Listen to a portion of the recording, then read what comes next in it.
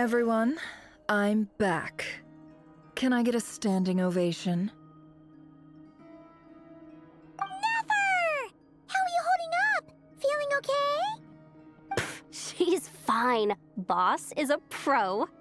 Yes, I'm fine. You will have seen the events of Rarir's life through my thoughts.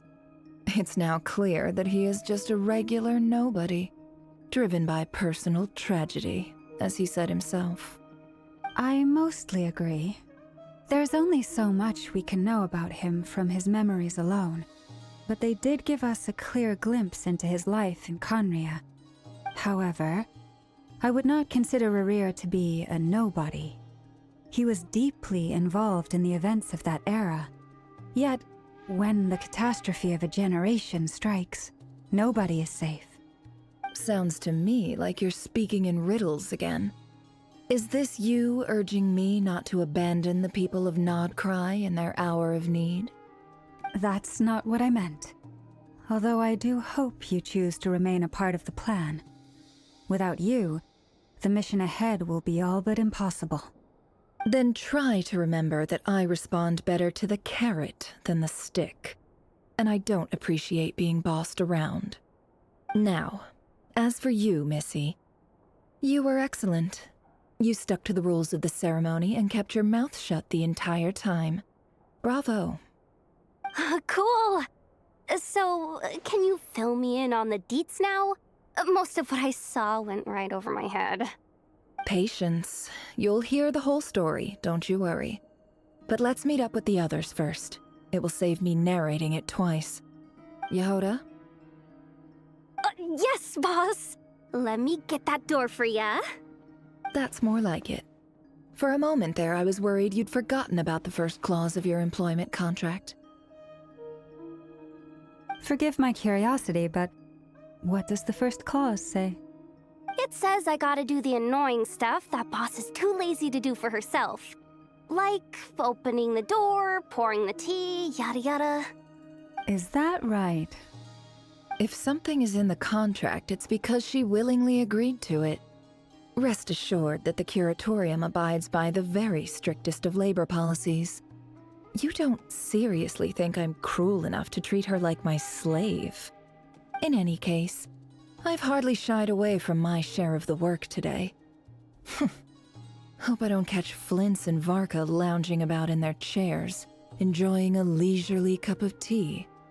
There's nothing I dislike more than other people enjoying themselves while I'm hard at work.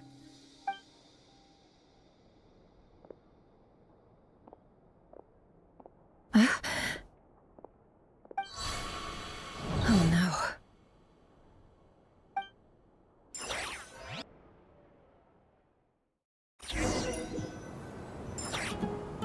Sorry to disturb you, but we seem to have run into some trouble.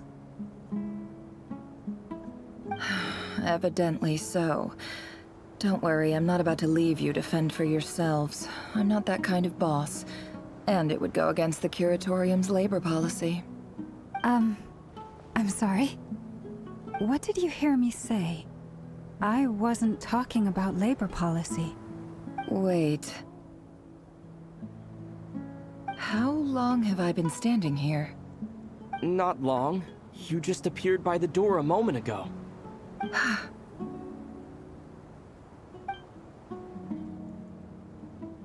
Boss, what's wrong? You look like you've seen a ghost. We've been tricked. We never left at all. Somehow I hallucinated that whole scene back inside the office. Hallucinated? But how? How indeed.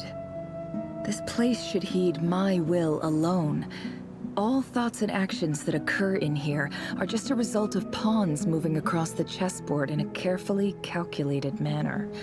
And nobody has access to this chess set but me. So you control everything in here? More or less. But yes, it's a special technique of mine. Has anything like this ever happened before? Only once. It was the first time I used the chess set. Is there any similarity between what happened then and what's happening now? I suppose my thoughts are a little turbulent, which was also the case my first time. Is there anything I can do to help? The first clause of your contract clearly states that I only need your help with things that I'm too lazy to do myself. Meaning, you're not feeling lazy right now? Meaning, this is not something Yehoda can help with. The chess set is a personal treasure that I alone understand. I must be the one to find our way out of here. Boss, it's fine. Really. Let me do something useful. Oh, listen to you. Whatever would I do without you, Yehoda? What? Really? Yes, really. Where would I ever find another employee as obedient and servile as you? God forbid anything ever happens to you. Oh, okay. Well, anyway, I was thinking of fetching some water. There's gotta be a source around here somewhere. I suggest everyone finds someplace comfortable to take a rest. We gotta conserve our energy. Even though all this chess malarkey doesn't exist in a physical sense, mentally speaking, it's all real. And so is our tiredness and fatigue. You don't want to dismiss mental fatigue. Just because it isn't physical doesn't mean it's any less serious. But anyway, I got your backs, so don't worry about a thing. Don't I have the best employees? Jealous much? If we can find a suitable time, I'd love to borrow Yehoda for a day to help out at the Frost Moon Scions. Would you be amenable to that, Boss Nefer?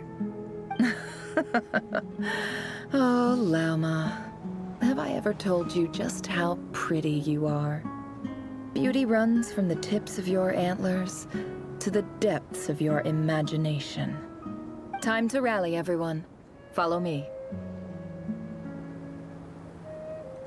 As we continue our journey, the same rules will apply.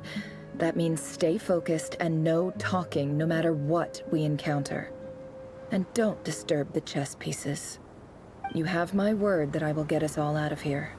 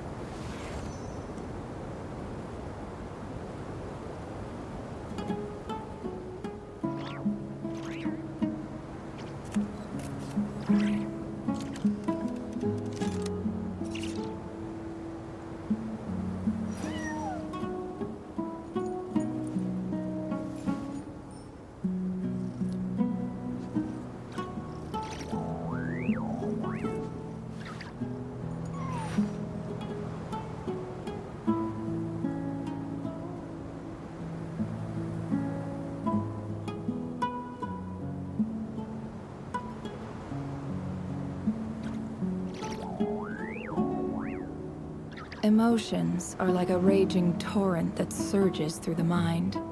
More often than not, if you try to hold them back, you'll be swept away by their unstoppable force. And if you try to ignore them entirely, you'll end up tearing yourself to pieces.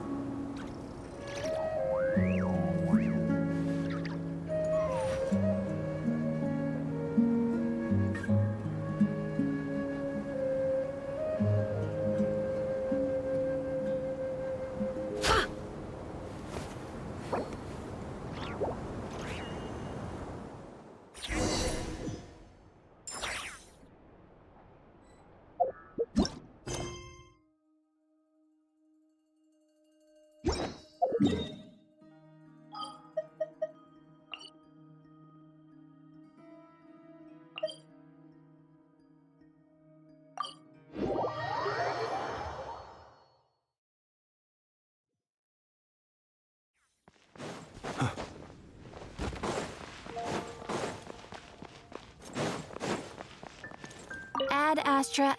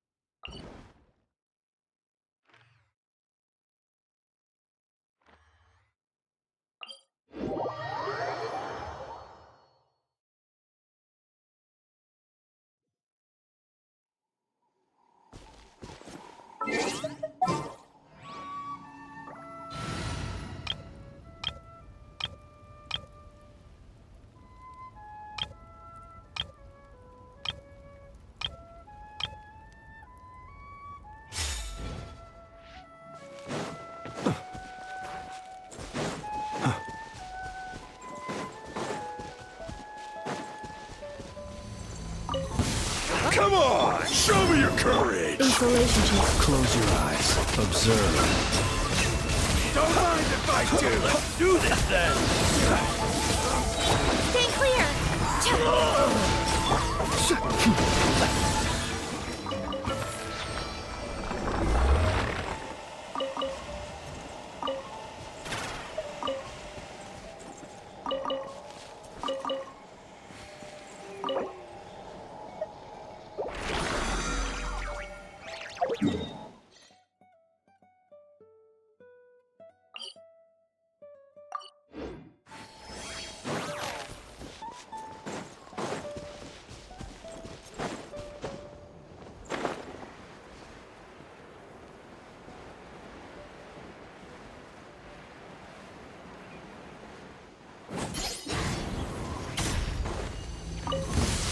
Another test subject. A new moon rises. Enhanced animal module simplified. Be silent. Picked the wrong test subject.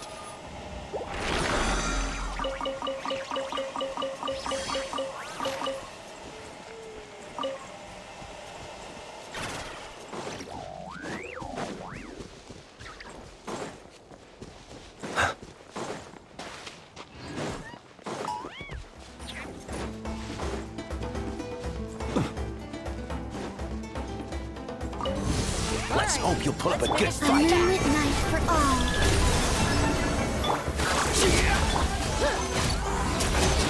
Close your eyes. Be silent. Prepare yourself. If you fear the dark, Close your eyes.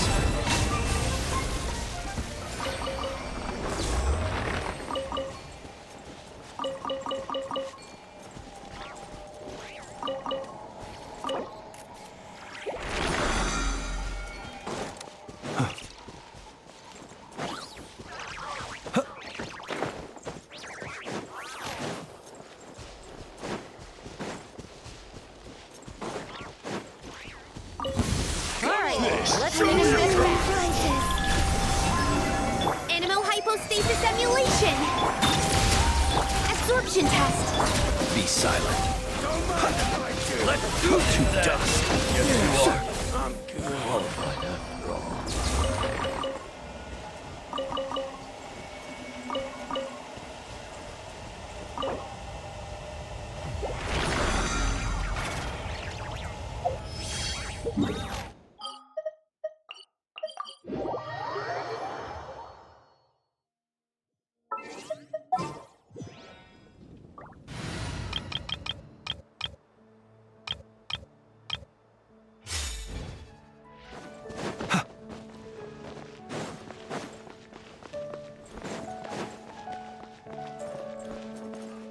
Ad Astra. Thank you for complete.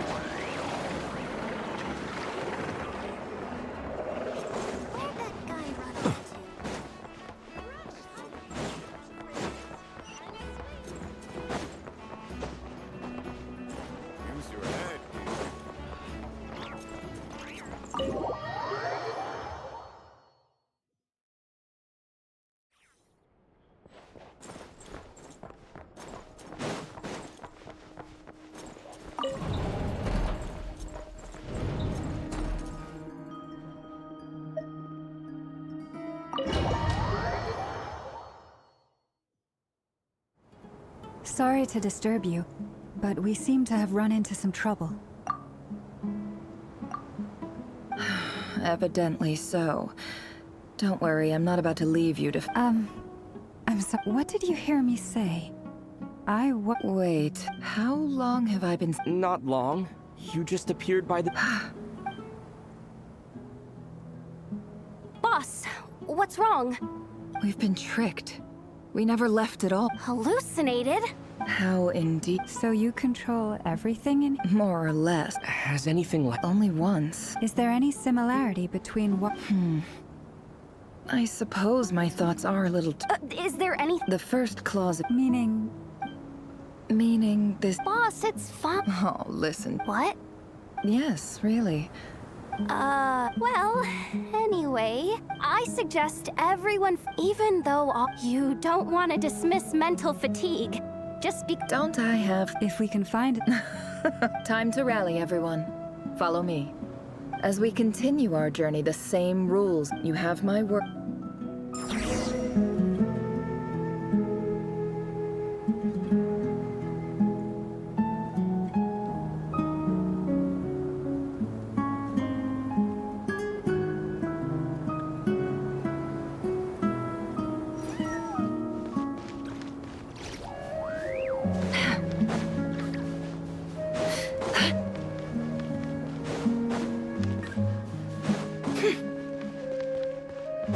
This place looks familiar.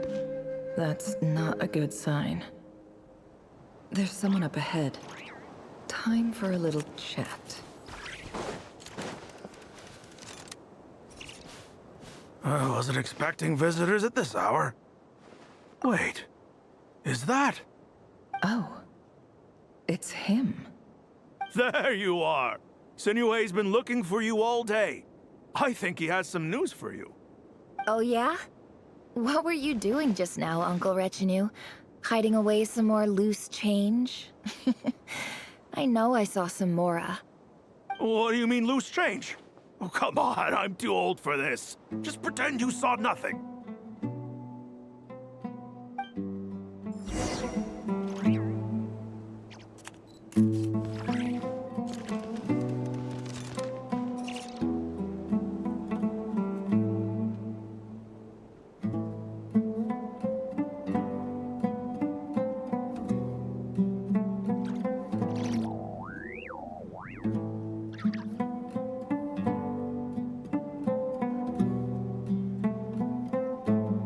Why does Ashru sit up on the counter? To welcome our clients, of course. A kitty's gotta earn his kibble somehow.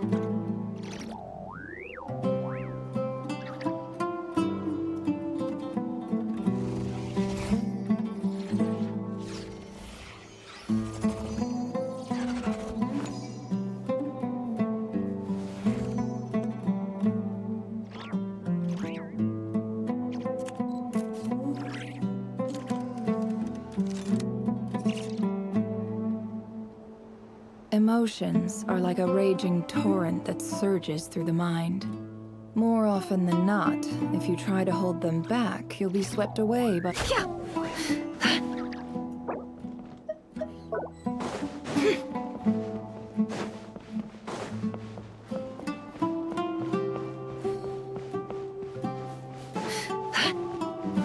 Hey, kid. Mind telling me what Sinnohe's been up to recently? I'm trying to get in his good books and I need a way in. Get in his good books? Why? What do you want with my dad, Uncle Apepi? I've written a new song. I was hoping to showcase it at the next festival, but I'll need his approval. A new song, huh? I'd love to stay and listen, but unfortunately, Uncle Retinue says my dad's looking for me. Well, there's plenty of time and I'm not going anywhere. See that pile of stones? I'll be sitting there warming up my vocal cords. Come find me when you're done. Pile of stones. Got it.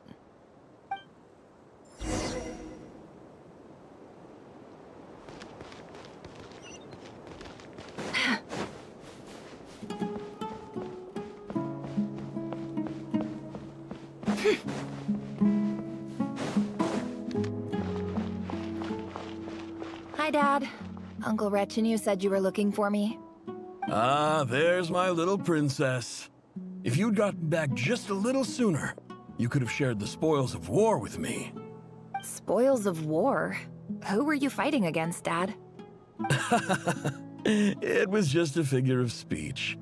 The aftermath of a sandstorm is no time to be waging war. I was talking about our war against thirst. I went out to fix our water supply problem, and now I'm back. Which means... We have a well again! That's right. I found a new one and brought back as much water as I could carry. It should last us for a good while. If it wasn't for these blasted sandstorms, our wells wouldn't be caving in. You wouldn't be spending all your time out searching for new water sources. As the chief of our tribe, I'm supposed to be leading us out of hardship and poverty, onto better things. You know how prosperous our ancestors were. I've told you all the stories. And look at us now, squeezed into these hovels. No one would choose this, if it wasn't for the endless wars over the years. But things are looking up. I started working with some folks from the academia a few months back. They gave me some contacts in return for my assistance in the desert. So you're the academia's helper now? Special ambassador, they call it. Think of it as a partnership. It's nothing bad, okay? We've been isolated here in the desert for too long. Seeking opportunities elsewhere is the best thing for us, and the fastest way to progress. So, do you get anything good out of being a special ambassador? Of course. My luck's improving all the time. One day, I swear I'm gonna lead us out of this place. We'll find somewhere new. Somewhere better.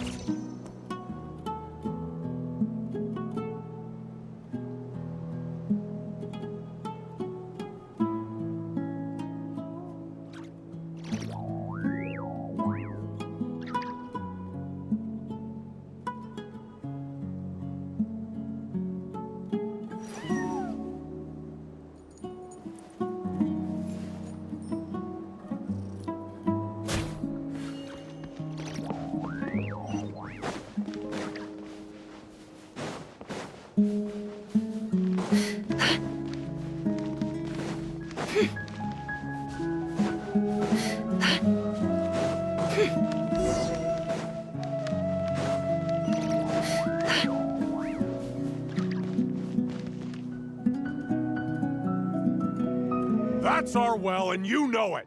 You stole from us. Well, you've gone from chief to thief, and now you have to face the consequences. Did you really think you could take our water without permission and get away with it? You're either brave, stupid, or both. And that Special Ambassador Act? Yeah, nice try. We spoke to the academia. They said it was all news to them. You're a liar and a cheat!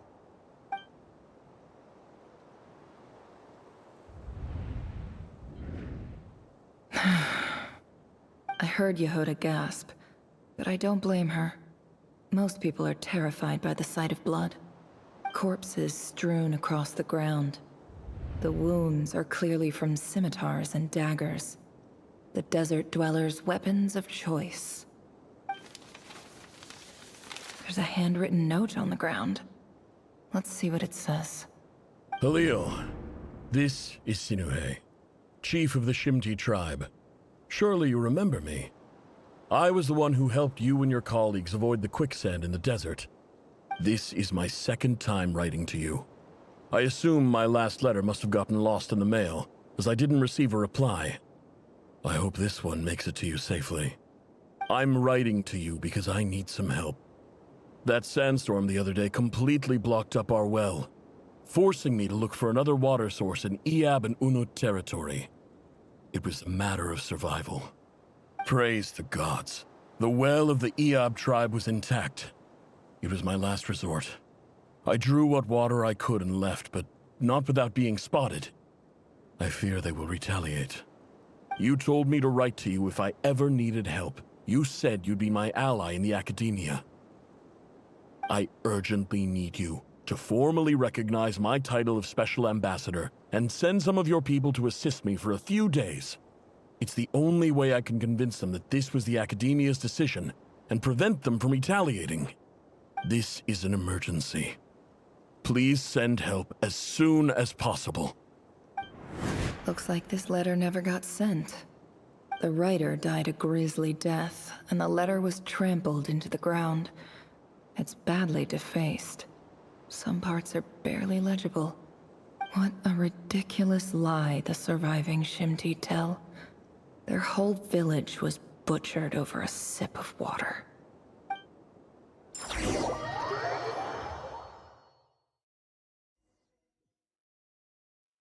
Ah, officer. Welcome. Welcome to our humble village.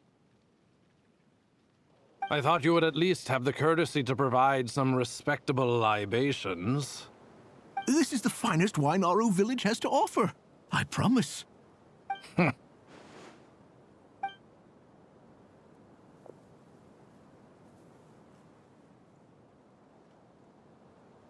The Academia has agreed to reserve a single space for a candidate from your village.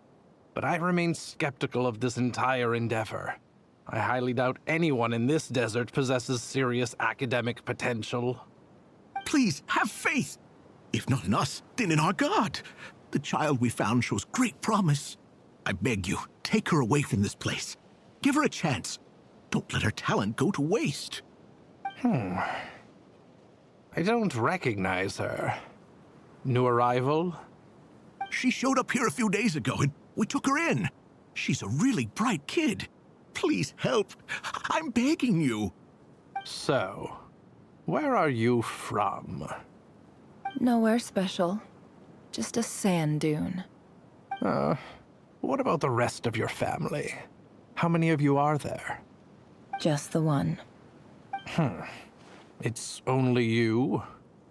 Correct. So, no brothers, no sisters, no mother or father? Any who have slept on a bed of sand, I call my brothers and my sisters. Apart from that, I have no family. All right. Get over here. Sign your name on the form.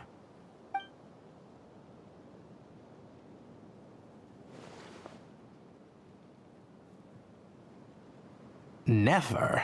You're rather fair-skinned for a desert dweller.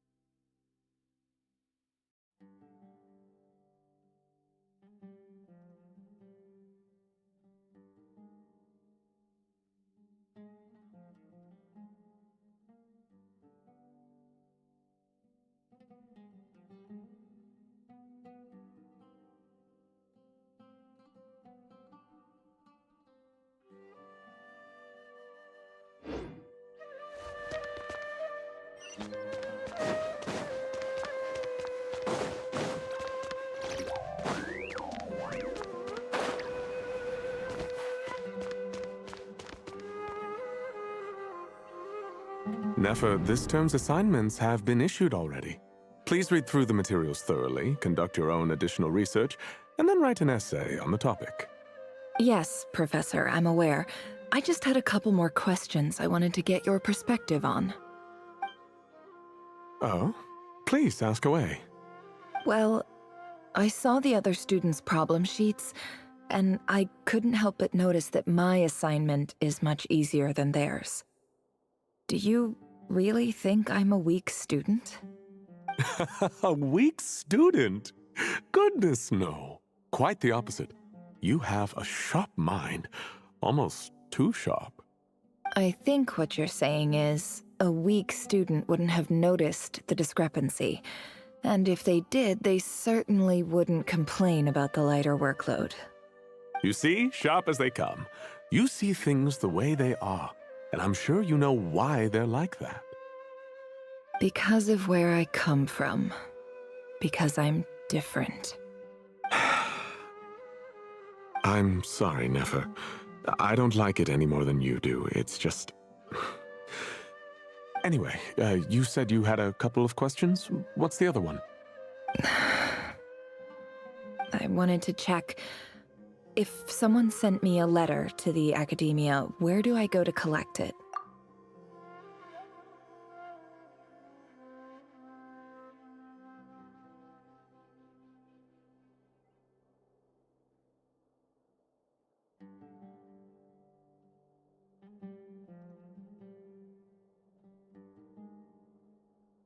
Ah, your family wrote to you. As long as they put your name on the envelope, someone should hand it right to you. Not exactly. It's not even a recent letter. I was just curious where the mail would end up if no one collects it. The House of Dana, I expect. I know there's a box for unclaimed mail somewhere in there, probably sitting on a shelf. Whatever you're looking for, that'd be the place to start. Okay, got it. Thank you, Professor. Oh, don't mention it. Honestly, I feel like I failed you. I'm supposed to be your teacher, but I haven't taught you anything. Hey, don't say that. You're a great teacher, and you do your best for all your students. But the rules are the rules. You're not allowed to teach students like me. It's not just the academia either. The whole world bends over backwards for the successful, and leaves the losers to suffer and die. Oh, my dear child. Don't tell me you've given up on life already. I haven't. I just think that if you want to make it in this world, you have to find a way to become successful.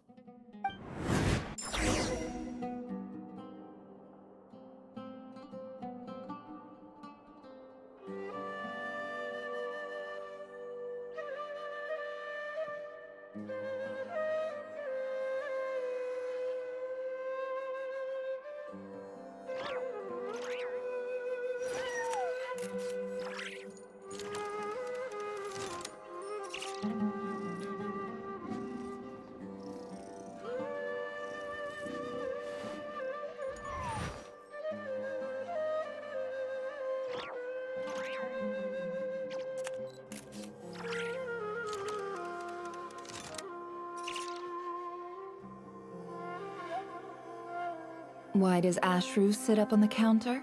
To welcome our clients, of course. A kitty's gotta earn his kibble somehow.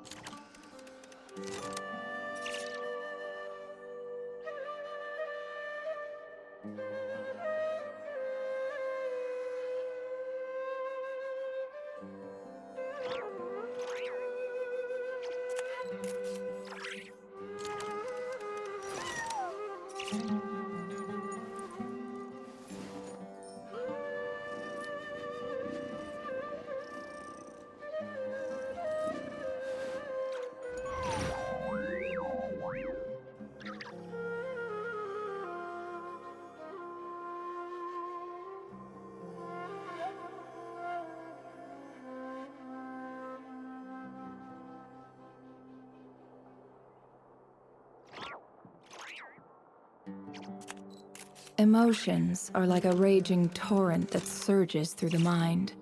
More often than not, if you try to hold them back, you'll be swept away by their unstoppable force. And if you try to ignore them entirely, you'll end up tearing yourself to pieces.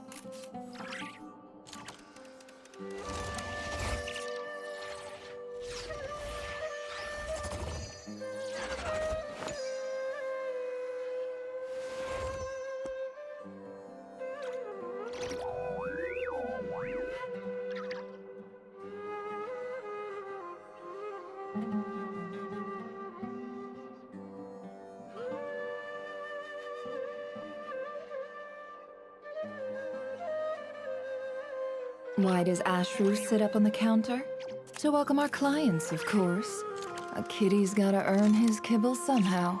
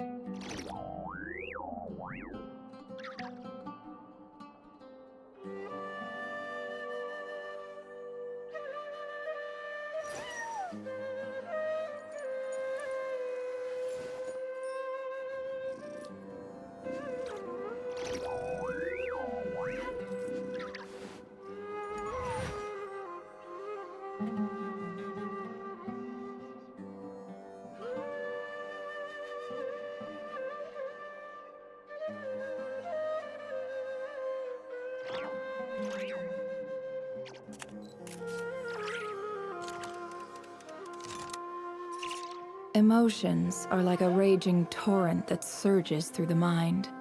More often than not, if you try to hold them back, you'll be swept away by their unstoppable force. And if you try to ignore them entirely, you'll end up tearing yourself to pieces.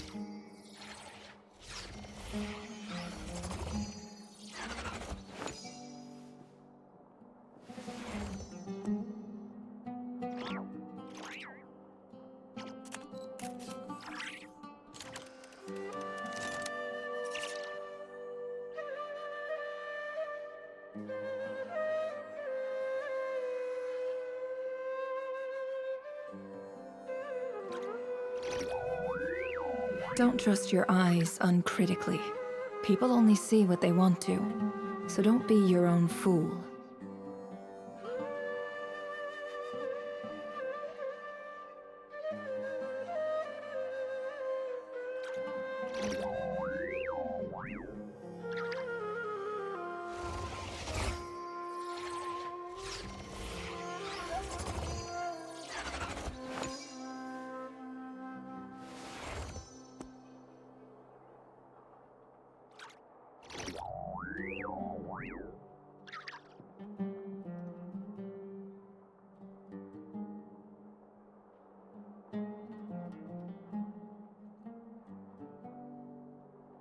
Why does Ashru sit up on the counter?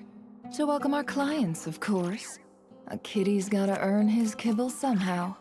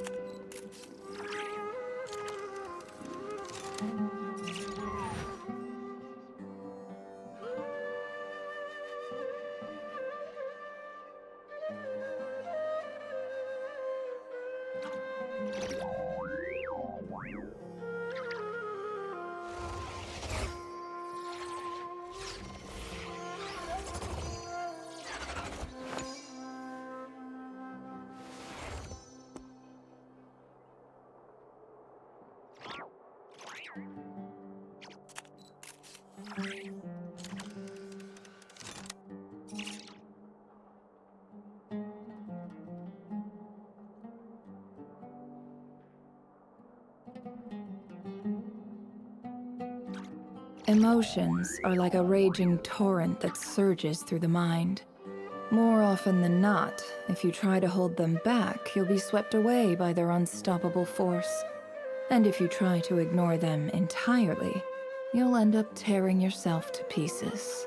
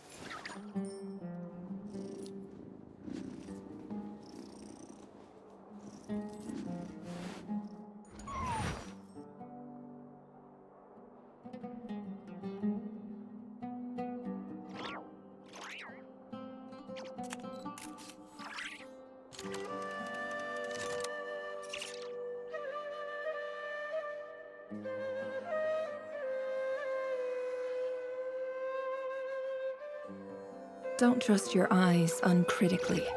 People only see what they want to, so don't be your own fool.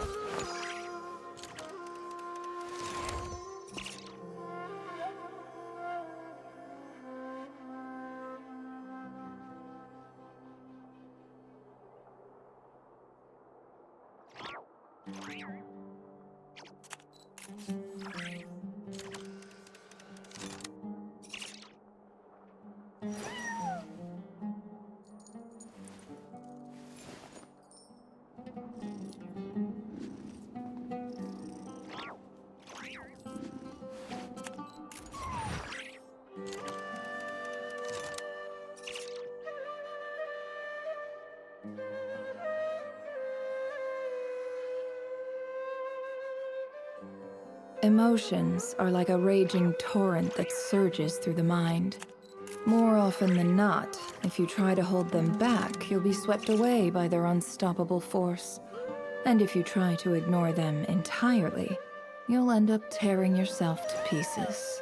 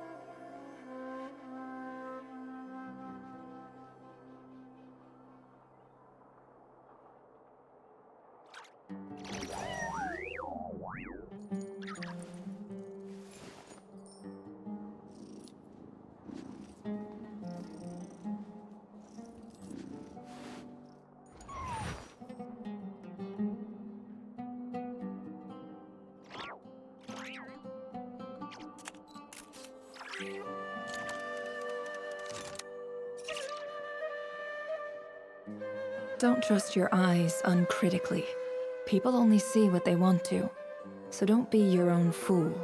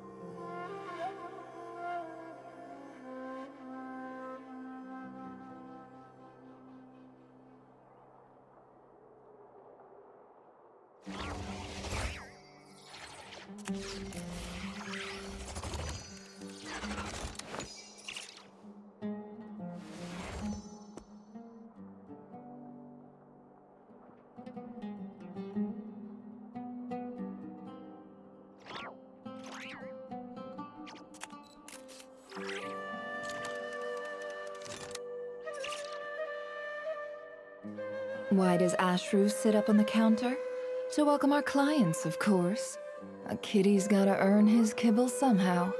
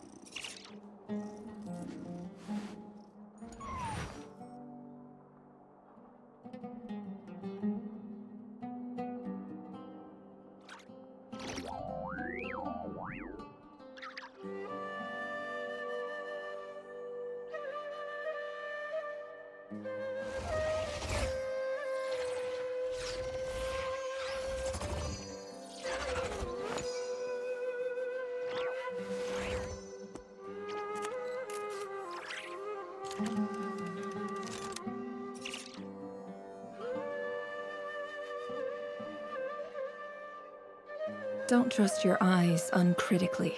People only see what they want to, so don't be your own fool.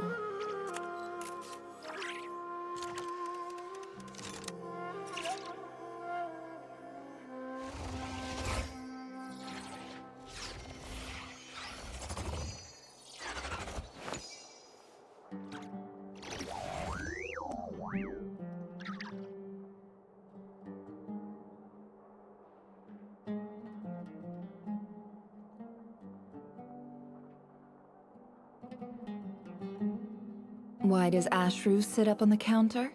To welcome our clients, of course. A kitty's gotta earn his kibble somehow.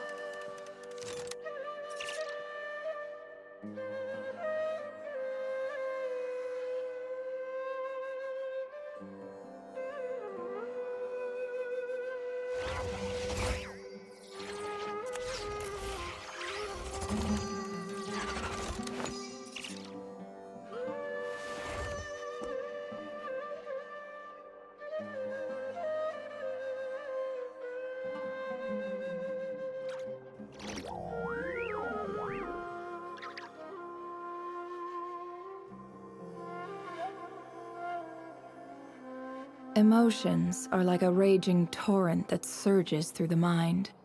More often than not, if you try to hold them back, you'll be swept away by their unstoppable force. And if you try to ignore them entirely, you'll end up tearing yourself to pieces.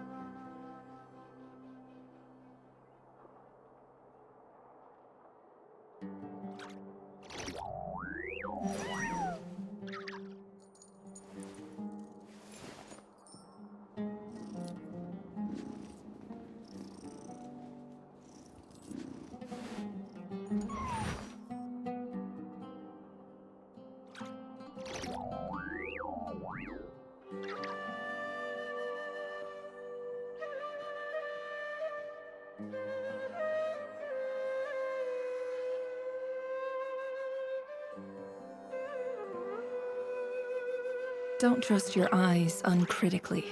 People only see what they want to, so don't be your own fool.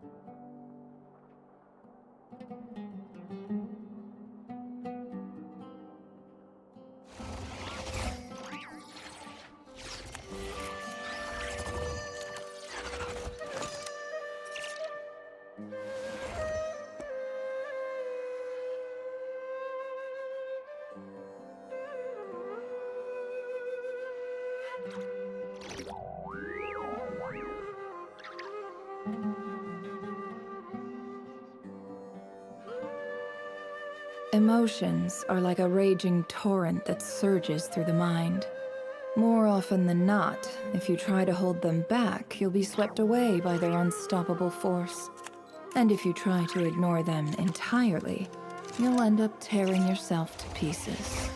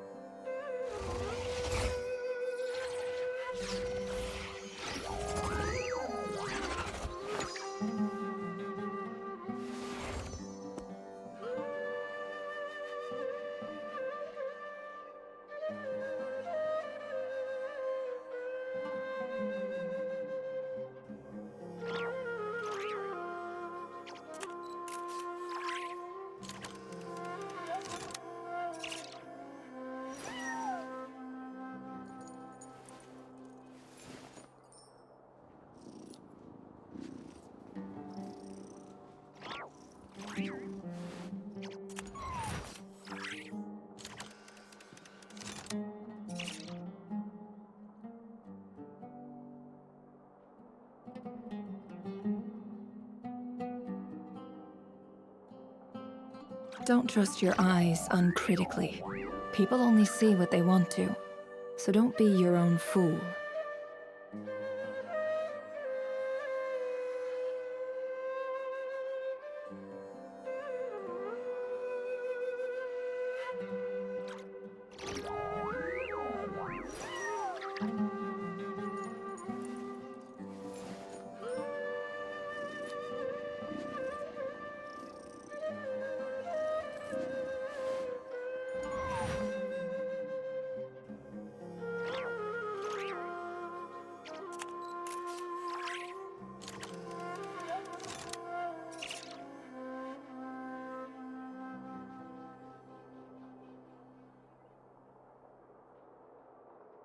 Why does Ashru sit up on the counter? To welcome our clients, of course. A kitty's gotta earn his kibble somehow.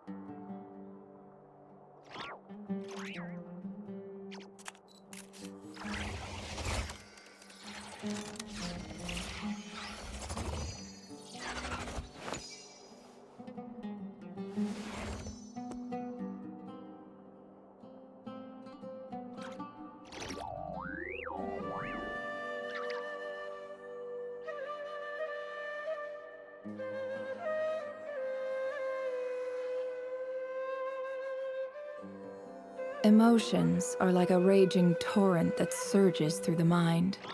More often than not, if you try to hold them back, you'll be swept away by their unstoppable force. And if you try to ignore them entirely, you'll end up tearing yourself to pieces.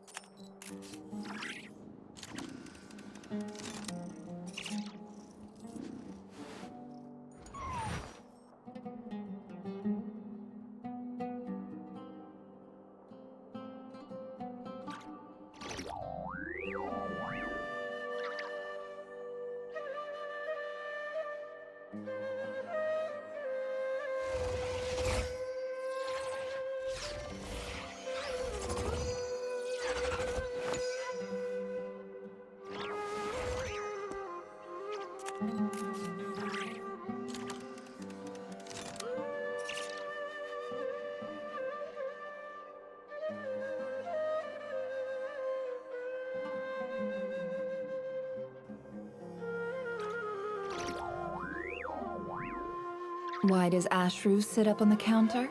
To welcome our clients, of course. A kitty's gotta earn his kibble somehow.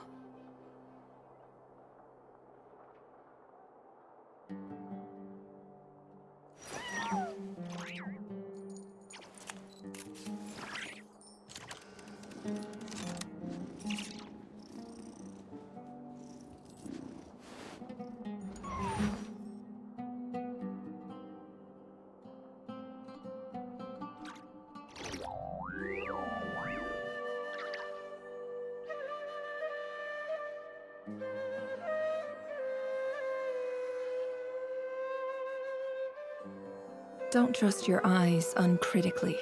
People only see what they want to, so don't be your own fool.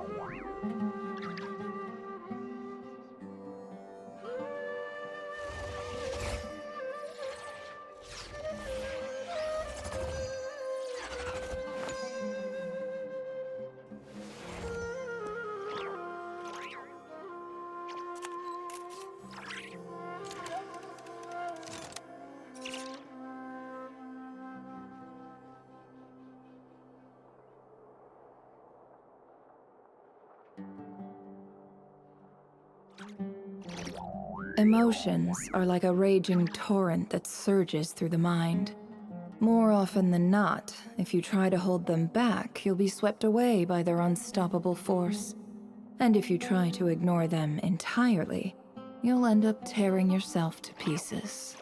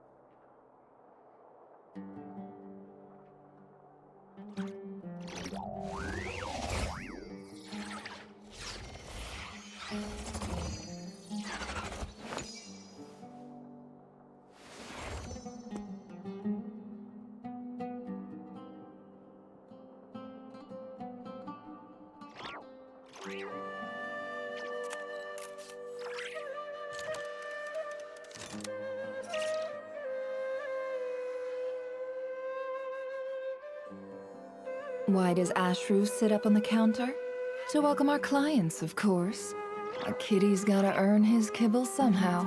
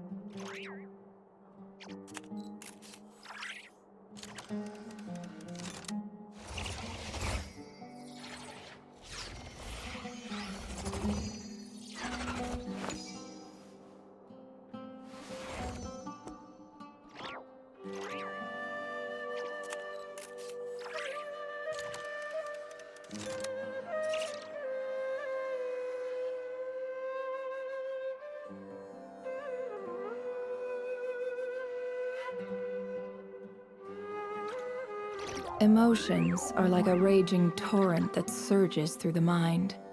More often than not, if you try to hold them back, you'll be swept away by their unstoppable force. And if you try to ignore them entirely, you'll end up tearing yourself to pieces.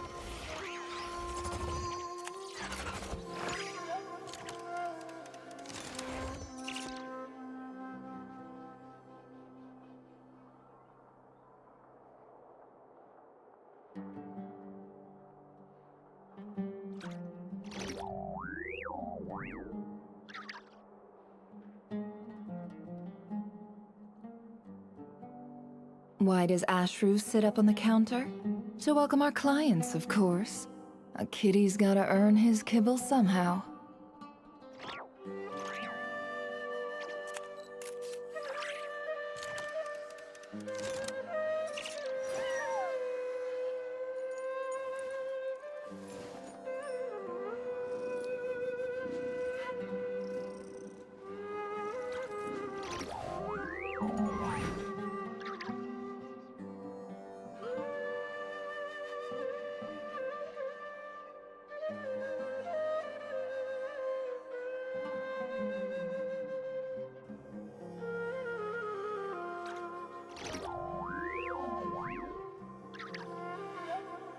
Emotions are like a raging torrent that surges through the mind. More often than not, if you try to hold them back, you'll be swept away by their unstoppable force. And if you try to ignore them entirely, you'll end up tearing yourself to pieces.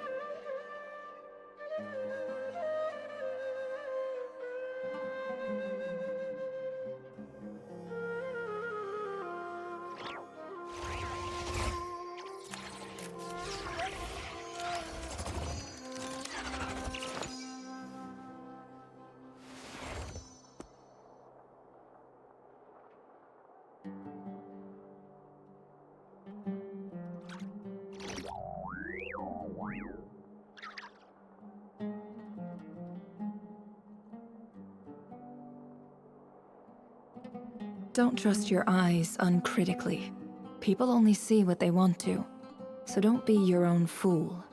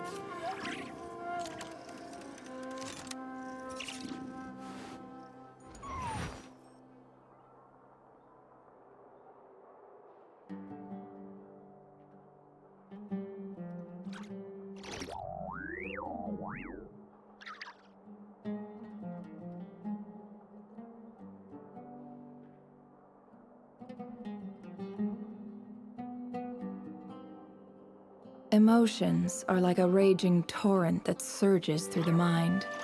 More often than not, if you try to hold them back, you'll be swept away by their unstoppable force. And if you try to ignore them entirely, you'll end up tearing yourself to pieces.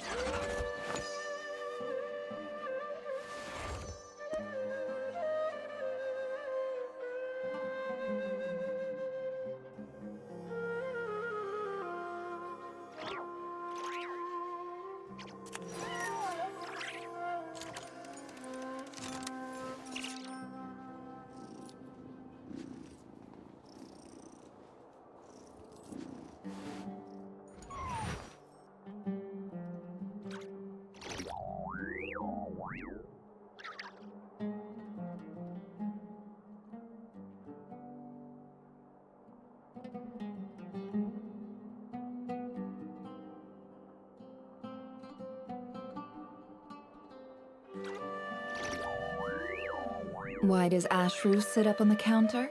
To welcome our clients, of course. A kitty's gotta earn his kibble somehow.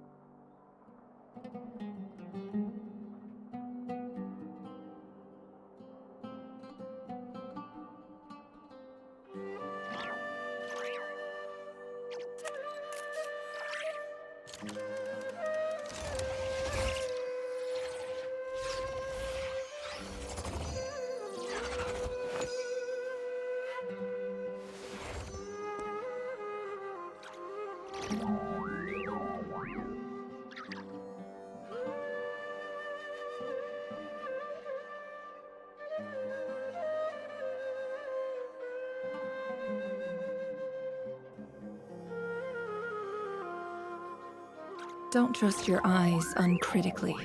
People only see what they want to, so don't be your own fool.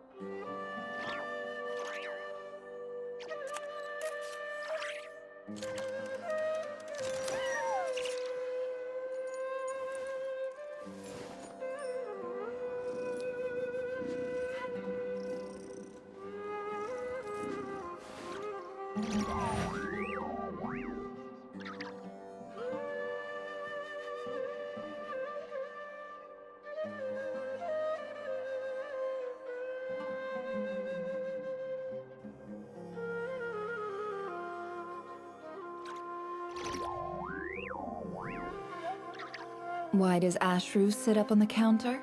To welcome our clients, of course. A kitty's gotta earn his kibble somehow.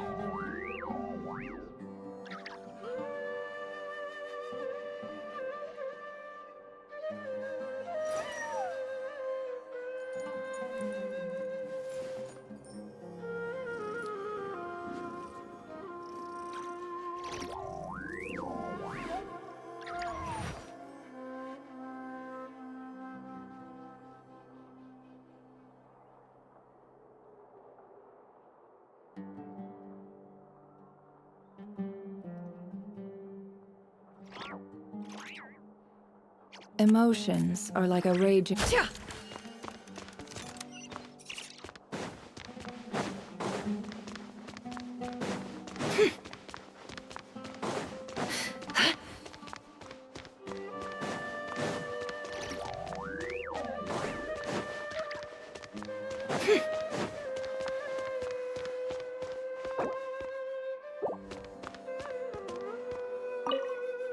This must be it.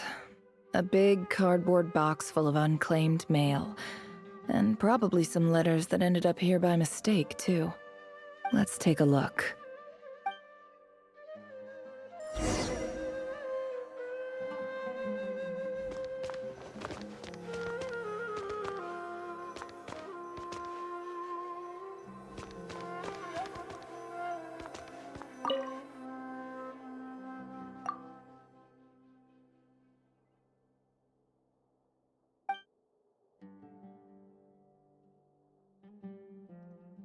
A dilapidation survey from Port Ormos. Looks like it's from a Core of 30 representative. What a strange thought. A bunch of mercs losing sleep over rundown buildings.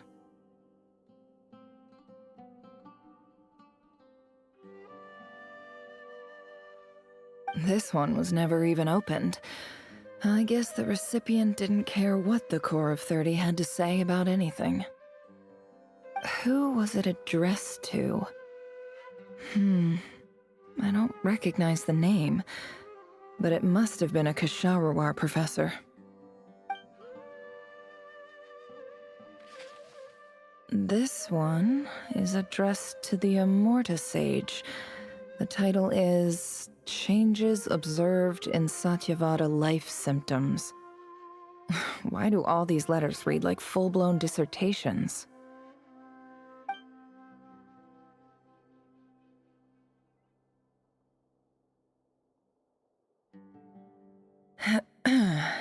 Guided by the incense, we became lost somewhere in the forest.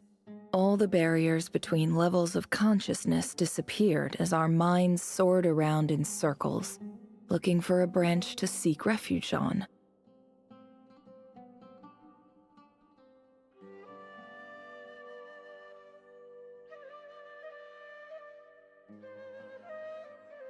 In clinical terms, these symptoms fit the description of incense poisoning. The Immorta Darshan strictly prohibits the use of hallucinogenic substances, but I believe there are still people getting away with it. For example, my neighbor who always breaks out into song and dance after using incense. This seems like something the academia would want to know about. Why wasn't it collected? Wait, what's this written on the back? It's so small. The note says, "The sender authored this letter while under the influence of mushrooms. I would send it back, but no return address was provided. Stamped by the Grand Conservator of the House of Dana."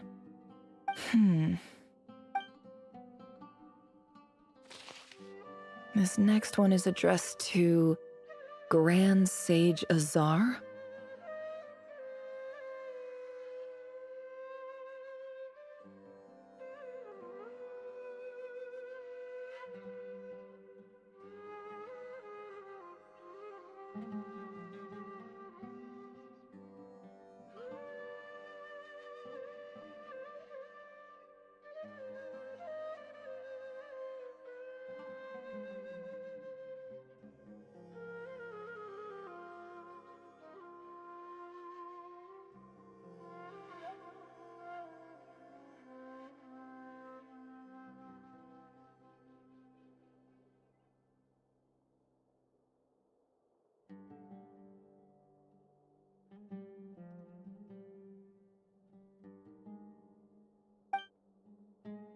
A few words of protest regarding recent changes in Sumeru's educational policy.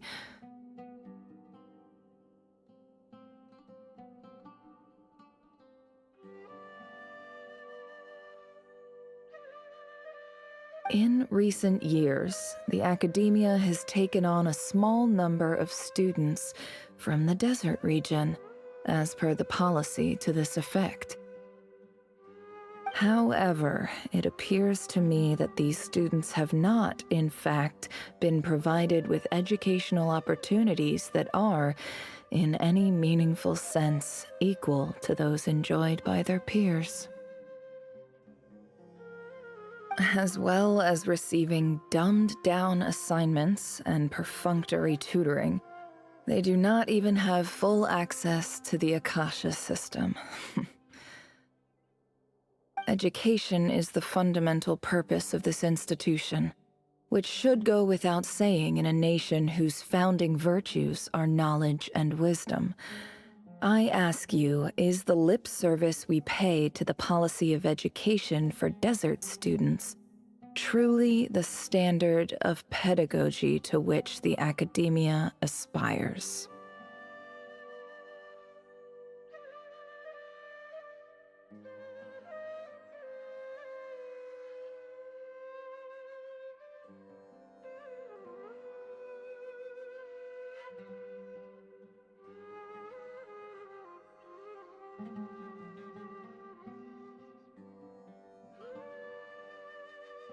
As Grand Sage, policy decisions are your prerogative. But do not forget your roots. You and I were once students too, as was everyone else in this institution. I do hope you will give some serious attention to this matter. I encourage you to discuss issues like this with myself and others, and listen to some alternative opinions. Great letter. Shame it didn't get to where it needed to go. And the sender is... Huh? Sage Cyrus of Spontamod.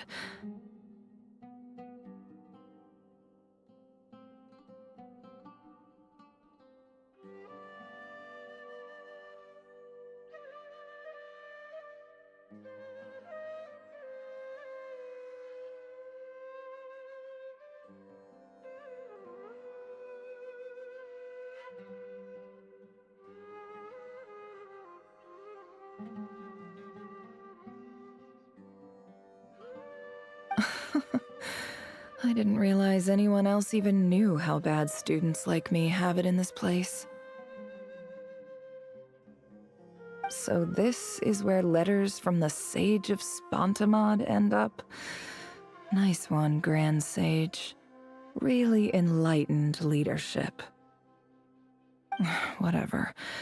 This isn't what I came here for. Moving on. I'm not exactly holding out hope that a letter sent from the desert would even make it here. But if it did, where else would it end up if not in this box? I can't believe how much discarded mail there is. Must have been years since someone last went through it all. And this is just one box. The whole House of Dana is boxes on shelves. I don't believe for 1 second that any human being has sat down and read through all the documents in this place. Who has that much free time on their hands?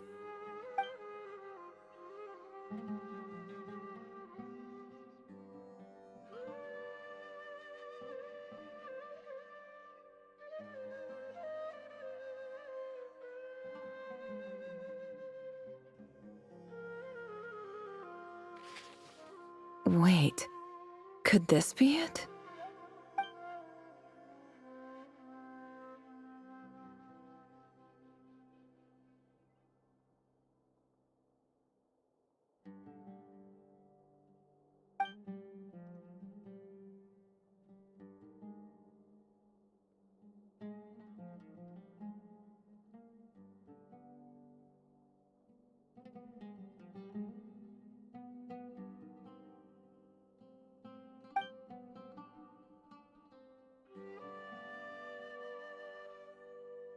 Greetings, Halil.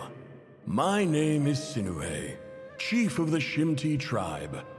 I was the one who came to you and your colleague's aid when you ran into trouble in the Great Red Sand.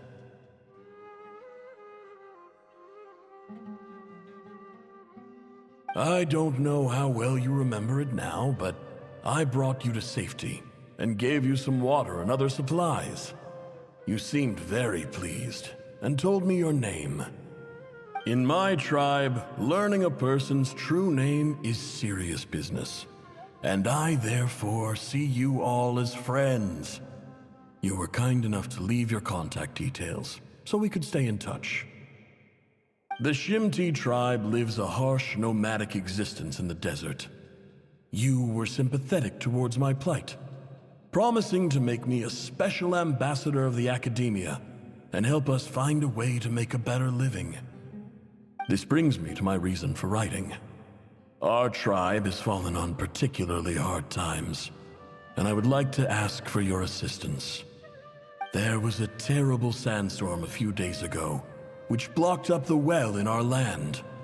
To ensure my people's survival, I had no choice but to venture into A.IV and Unut territory in search of an alternate water source.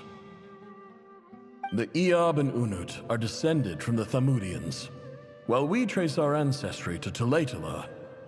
We worship the Lord of Flowers and have had relatively good relations with our fellow tribes up until now.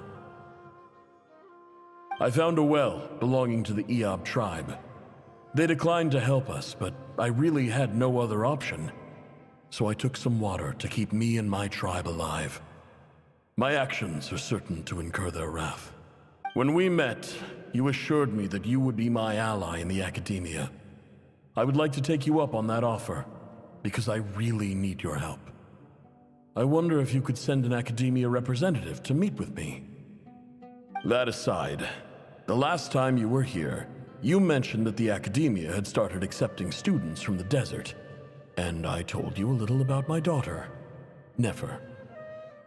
We have next to no resources here in the desert, and my power and influence are limited. Would you consider enrolling my daughter at the academia? She is a smart girl. I know she won't disappoint you. From the outset, the academia never took you seriously. Those things they promised were just empty words. I doubt they even remember the name Sinuhe. And you were so emphatic that your luck had finally changed for the better. You swore you'd lead us to a better place one day. You spoke with such conviction, like you were the most powerful chief in the whole desert. You liar. You lied about everything. You promised the world and delivered on none of it. And who fell for it? Just me, by the looks of it. Despite your best efforts. Which makes you a pathetic liar. You weren't even any good at it. I think I'll take over from here. Let me show you how it's done.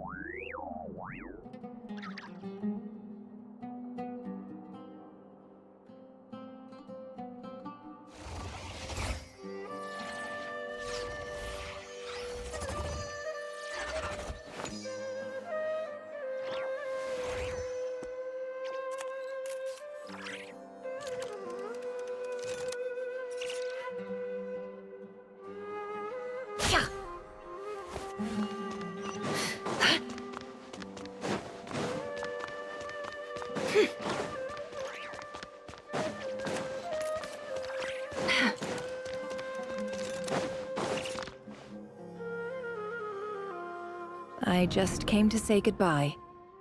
Thanks for everything you've done for me in my time here. Nefer?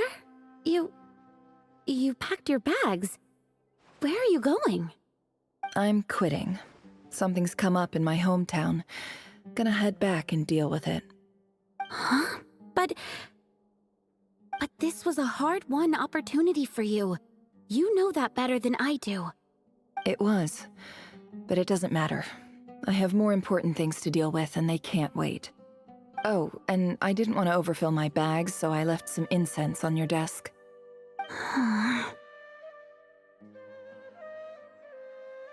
What's wrong? I thought you liked incense. Although, I did read somewhere in the House of Dana that it has hallucinogenic effects. Don't use it all at once, all right? Isn't this the stuff you brought from your hometown? You're just letting me have it?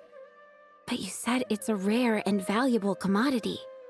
Yeah, about that. I lied. It's not rare at all. There's this bunch of ruins near my hometown that are practically overgrown with this plant. It's not worth much. Keep it, it's fine. But Nefer... All right, that's all from me. You take care.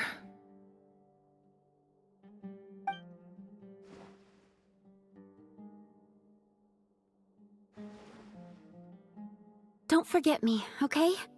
I mean, we're more than just classmates, right? We're friends. Yeah, I'll remember you. I lied again. That incense is worth a fortune, and it's a rare find even in those ruins. And as for remembering her, I have far too much to do when I get back. No time to reminisce. I'll be lucky if I even make it through this alive. But either way, I expect I'll forget you pretty quickly.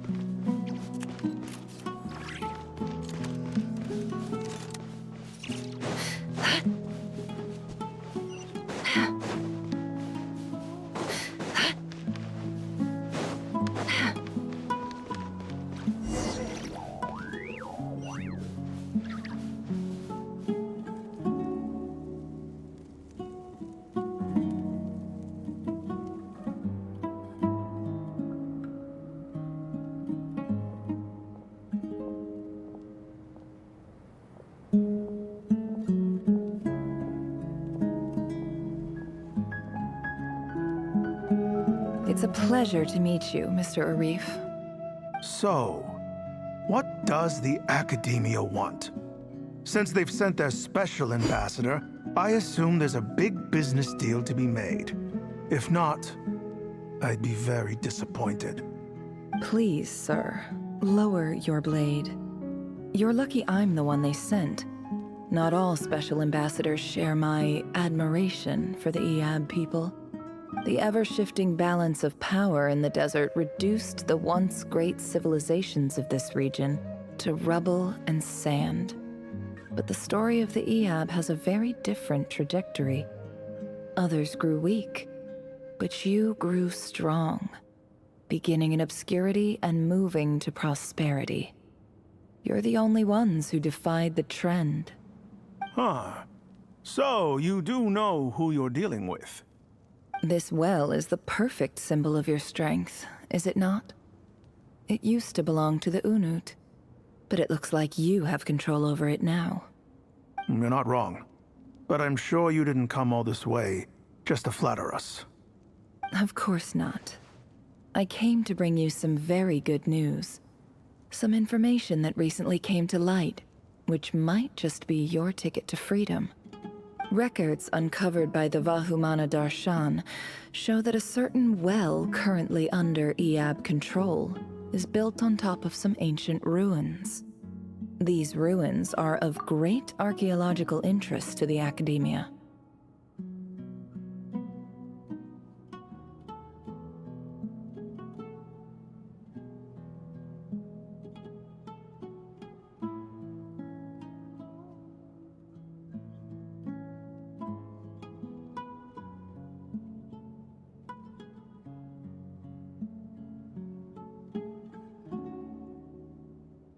I checked the map carefully on my way over here, and I'm confident that this is the well in question. The Academia is offering 50 million mora in return for excavation rights. 50 million? No, wait. If these ruins are as important as you say, 50 million's a little low, don't you think? Don't get greedy, A.IV. We know far more than you think. We know that you seized this well by force. Wasn't that the first step in your rise to power? To drive away the Unut and steal their water supply? So what if it was?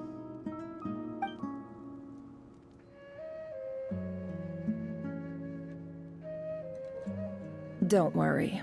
As unscrupulous as it was, it's something we're willing to overlook. The Academia is only interested in dealing with the de facto power holders in the region. I hope I am making myself clear. And I hope your words are the truth. If I find out the Academia is trying to play me, I'll hunt down every one of your people and make you watch as I cut their heads off one by one. I assure you, Chief, that would not be in your long-term interests. You don't want to make an enemy of the academia. You see how I'm dressed, don't you? I appreciate that you've never been to the rainforest, but surely even you recognize an ambassador's attire when you see it. And what does a barbarian like you have to lose anyway? You really think the Sumeru Academia would bother to come all this way just to lie to you? We have more important things to worry about. All right, I take your point. The Academia is the highest authority in the land. I'm sure you're trustworthy people. In that case, we have a deal. We will sell you the excavation rights. I'd like to thank you, Ambassador. This is good news indeed. Excellent news. In fact, it calls for a celebration. Would you do us the honor of staying a while and enjoying some A.IV hospitality? Gladly. I am partial to wine myself, and I trust you are as well. So let's indulge in a few drinks together, in celebration of this momentous occasion.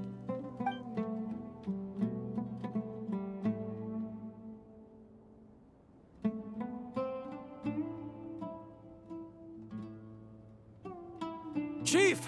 Chief, it's an emergency!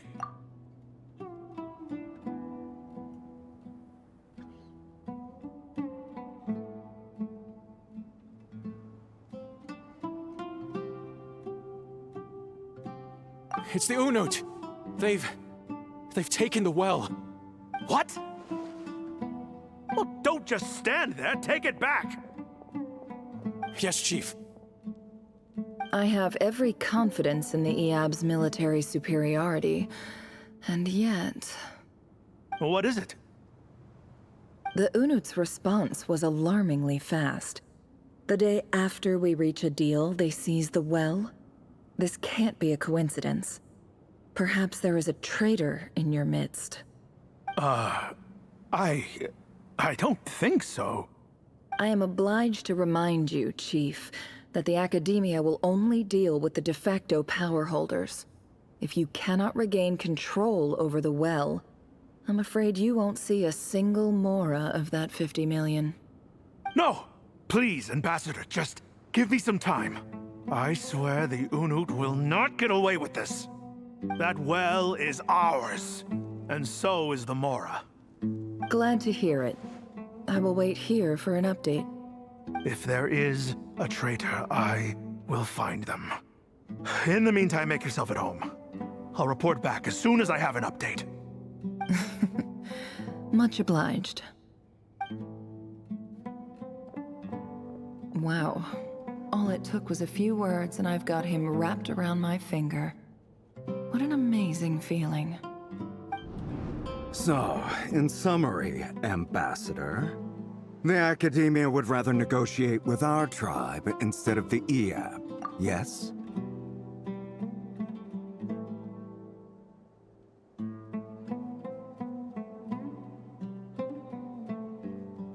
The A.IV are ruthless murderers who don't listen to reason. And now they have the gall to interfere in our research projects in the desert region. So let me ask you, Chief, if you were the Academia, what would you do? Kill them all, of course. Precisely. The Academia does not tolerate those who stand in our way.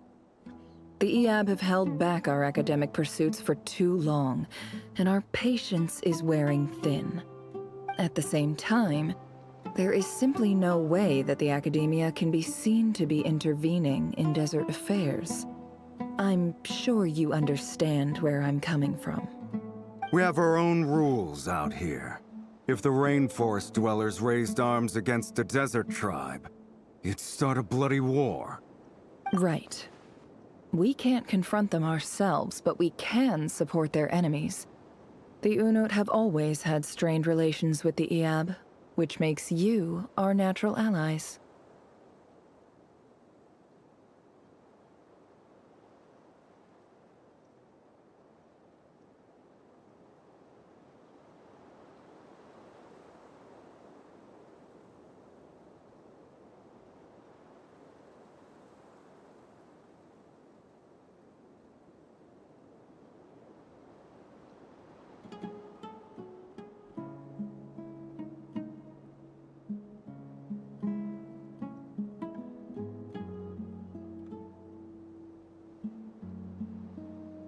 Natural allies. Weren't the A.IV your allies once? You were quick to send them after us to protect your interests back when we stole that water. And now look at you. You're at each other's throats.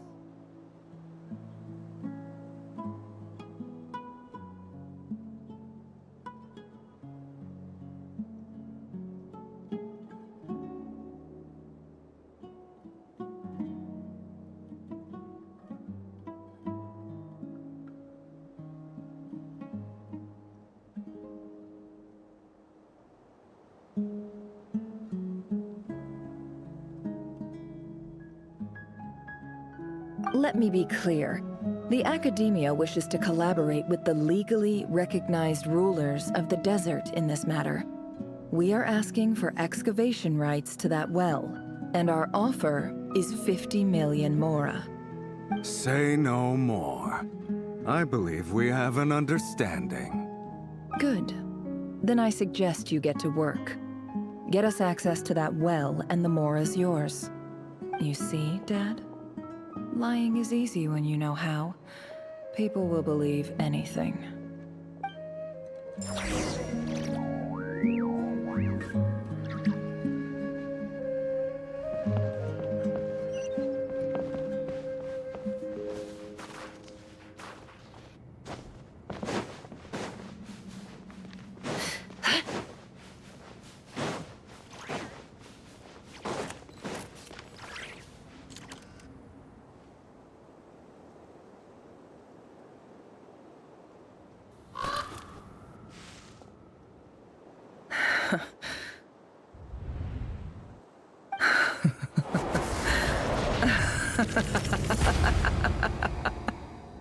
Look at yourselves. You may be vile, savage monsters, but your butchered bodies bleed like any others. You're no different. You're nothing special at all. The monsters who destroyed my home, they're just ordinary, petty human beings. What a joke.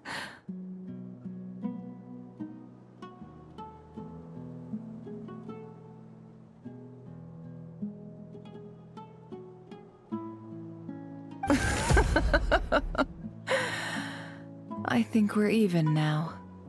Maybe I've even done the desert a favor. It's a better place without all these people around. Oh, Sinuhe, my gullible fool of a father. Perhaps if you'd been as ruthless as I was today, our tribespeople would still be alive. In this dog-eat-dog world, a chief needs to be tough to survive. But you couldn't do what had to be done. So I did it for you. Nefer, it's okay. All of this is in the past now.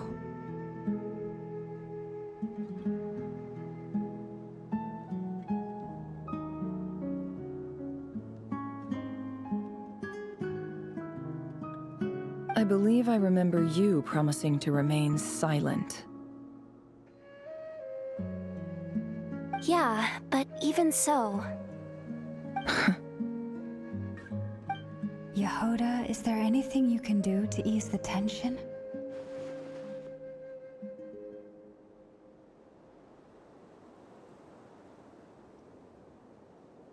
Alright, time for a sharp turn onto a completely different topic. So, anyway, that's enough of that.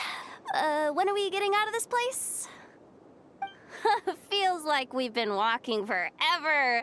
I'm getting pretty tired. Oh, Alma, you tired? Yes. If we can find somewhere to sit down, I could certainly do with a rest. It's not far now. There should be a temple just up ahead. Yes. Really? A temple? That's where this story ends? I guess that's how things go in the desert.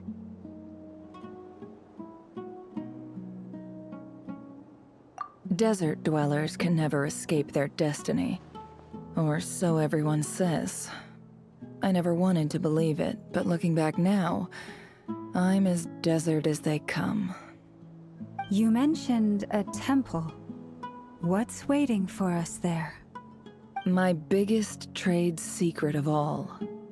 Ah. Then I'm guessing it's where you got your power from. The power to peer into other people's minds. I didn't know you were clued up on any other religions.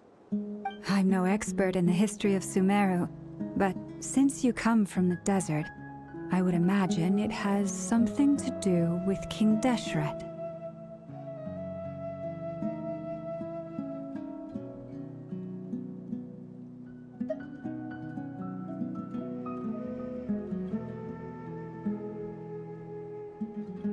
Sounds impressive.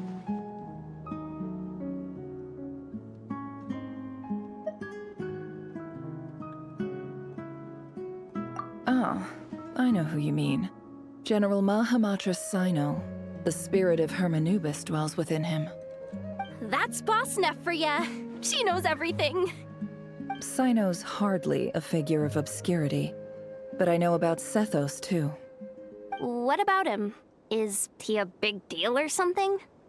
Well, he's not a small deal, let's put it that way. Please, this is the bare-bone basics. Save the flattery. Thanks for your patience, everyone. I'm sure it's been a lot to take in. With any luck, that's our exit just up ahead.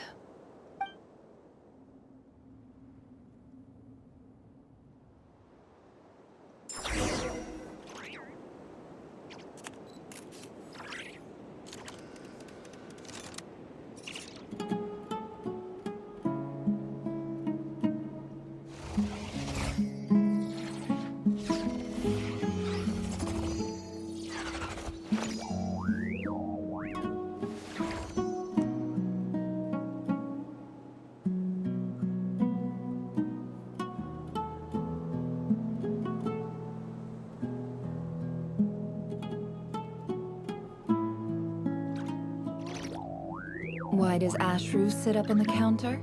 To welcome our clients, of course. A kitty's gotta earn his kibble somehow.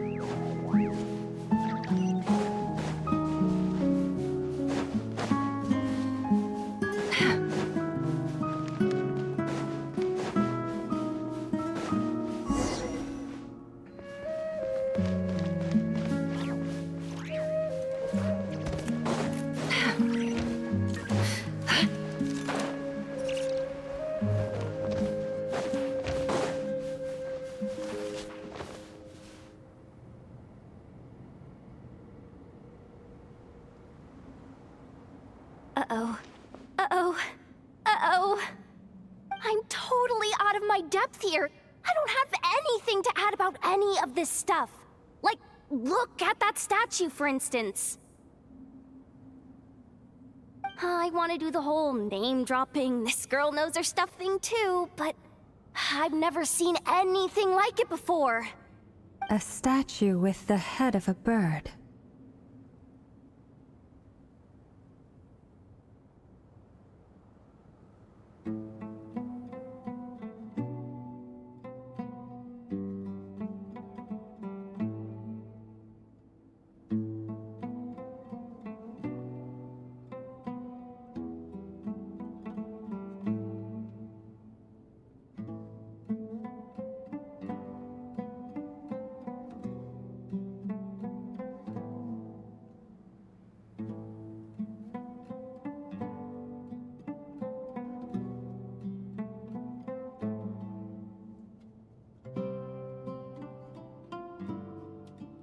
That's Thoth, the Ibis King, one of the 7 pillars of King Deshret.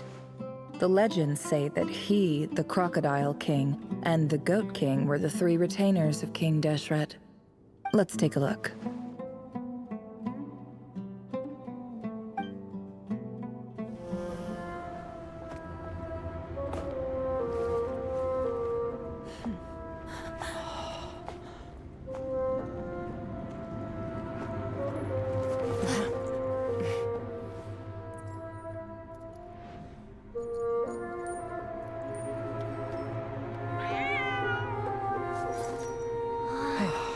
It's just Ashru. So, all is well?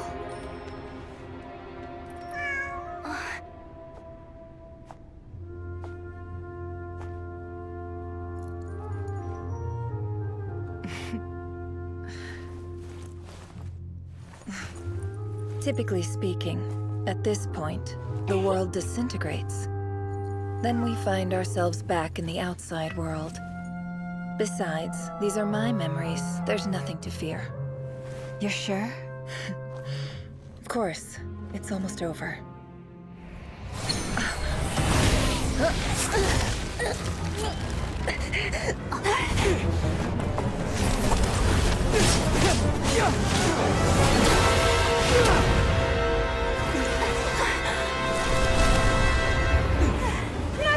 Hold on!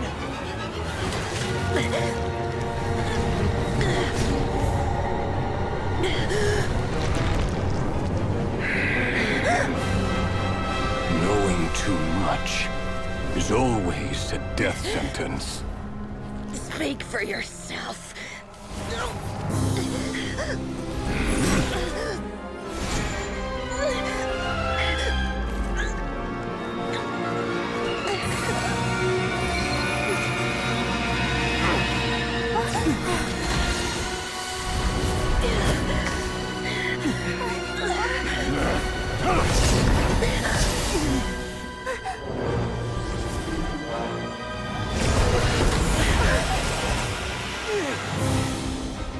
How repulsive.